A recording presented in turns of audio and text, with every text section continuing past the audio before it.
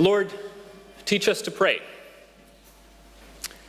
It's a very reasonable request for the disciples to make of Jesus, don't you think? I mean, when you stop and think about it, there's very little that is obvious about prayer. Jesus has just been praying at this point in the story, Luke tells us, and the disciples want to know more. So how do you do that? They ask. How do you address the God of the universe, the God who created the mountains and the stars and the snails, from your tiny place in the vastness of creation? Do you use words? Which ones? Are there specific names you should use for God, or will any old address do? Should you fall to your knees like you would in front of a king, or can you pray sitting or standing? How do you actually enter into a conversation with a being you can't see or hear most of the time? How does that conversation work?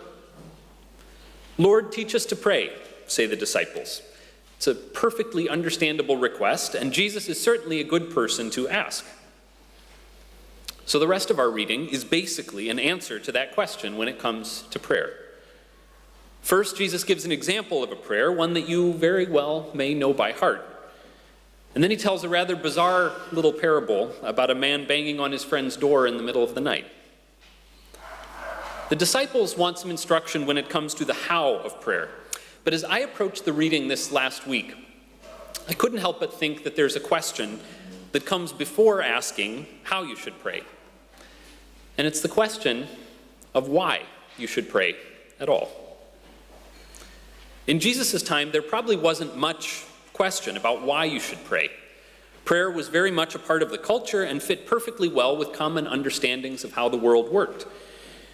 But you know as well as I do that today there are any number of reasons people might be skeptical when it comes to prayer. There are the scientific ones. I read an article this past week with the title, "Can a Scientist Pray?" To which I answered, well, I think so, because there are a whole bunch in my congregation who do. But the question's a reasonable one, right? In Jesus' time, people didn't know very much about weather systems and climate trends, and so they prayed for rain. But today we know there are high-pressure systems and low-pressure ones and any number of other factors that interact with each other in more or less explainable and predictable ways. So what are we doing praying for rain or for healing from a disease? Are we asking God to interrupt the laws of nature? Does God do that? How? How does that work? So there are any number of scientific reasons we might give for questioning why we pray. There are also experiential ones. You may very well have had the experience of praying for something and having had it work out exactly the way you asked. But pray for long enough, and I think you're guaranteed to find prayers coming back, seeming to be unanswered from time to time. We keep praying for an end to the violence in Syria, and it continues, with horrible consequences for lives of millions of people. Sometimes our experience leads us to ask why we should even bother then with prayer. What difference does it make when we can't always see the results? And for lack of a better term, we might get hung up on theological questions when it comes to prayer. I mean, doesn't God know what's best anyway? Why does God need me to ask? Wouldn't the best prayer just be sitting back and letting God be God? Why do I need to jump into the conversation at all? So all those questions and many more, all those questions about why you should pray, are really precursors to the disciples' question about how you do it. And you probably won't be surprised to know that I don't have answers to all those why questions. They're ones that I wrestle with sometimes too.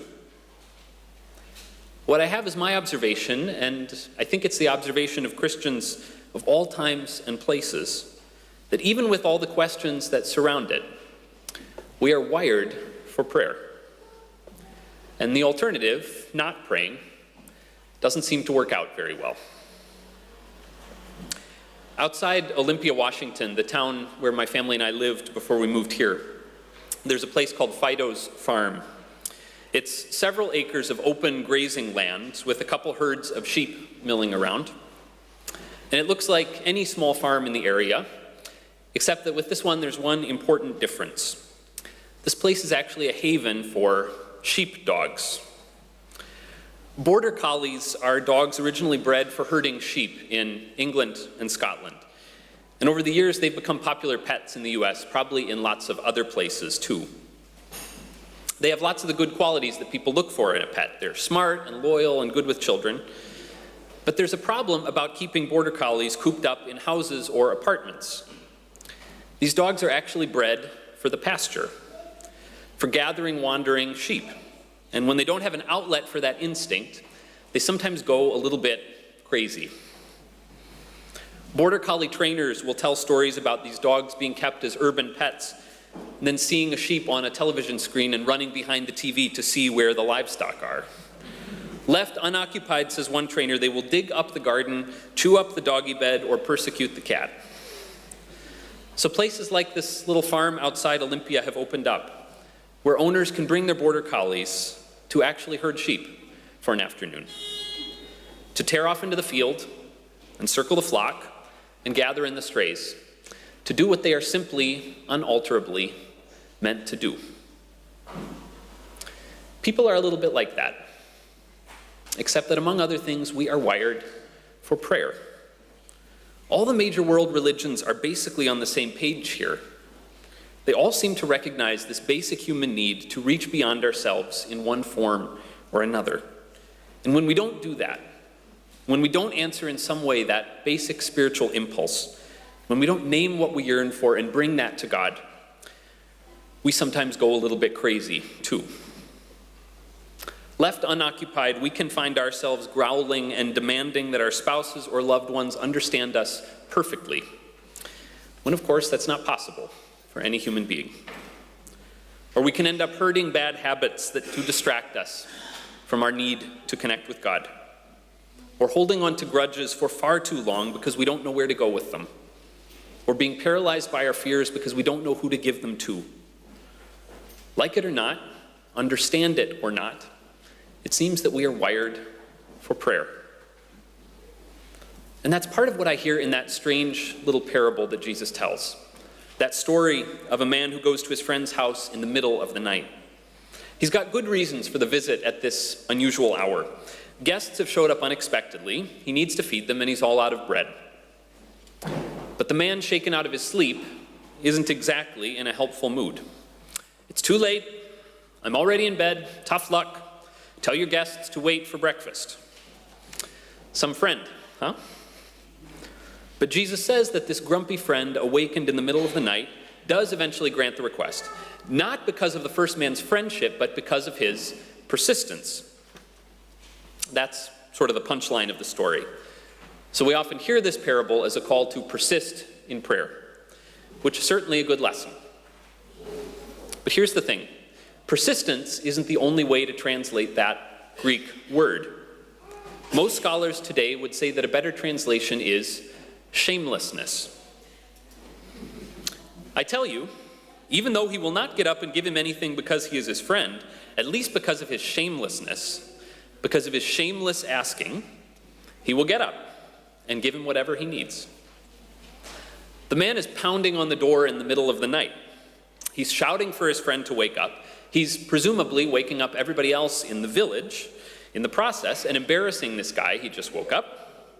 He's making a scene, shamelessly asking for help.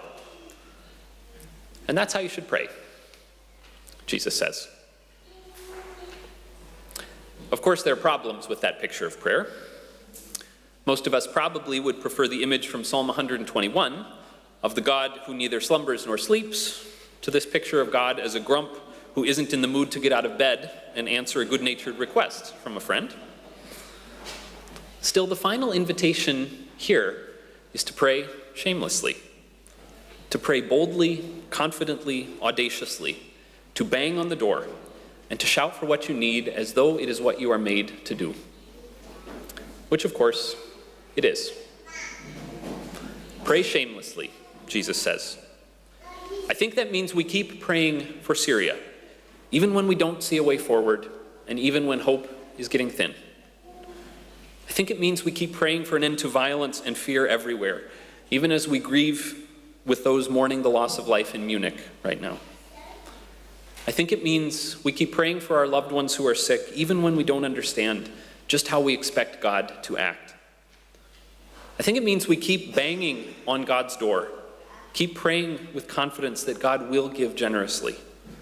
And as a former teacher of mine says, we start living now as though we are already a part of that answer to the prayer, as though we're already a part of that new reality we are praying for.